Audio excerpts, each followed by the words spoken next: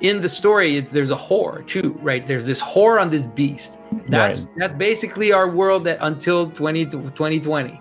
It's basically been this massive clown world carnival that has been rolling and rolling and rolling. And then at some point, the beast kills the whore and then sets up this absolute tyranny, right? I feel like, the shift between Weimar and Nazi Germany is a shift of necessity. Like, I'm not saying that it would be good to become Nazis. What I mean is that it's the pendulum calls the other side.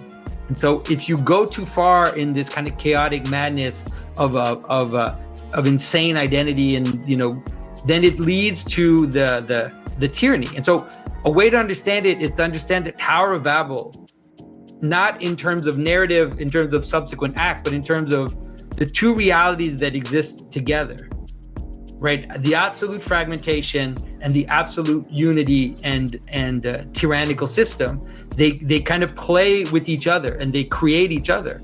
And what we're seeing, weirdly enough, is that we're actually seeing the chaos. We're seeing the whore and the tyrant almost being the same. Like the whore is becoming the tyrant. It's like the whore is all the imagery of the whore and these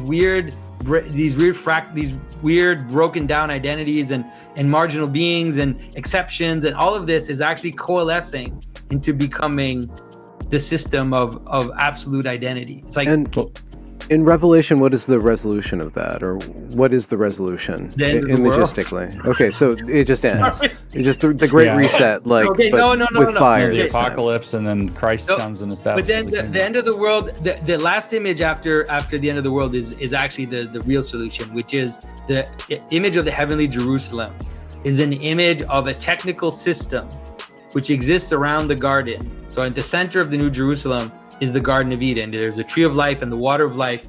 And then around it is this technical society. Like there's a balance between even the technical part and the purpose and the garden that was there at the outset. So the last image in Revelation is actually an image of balance between these extremes that we've seen being playing through all through scripture and all through history, basically, where it kind of comes into this balance.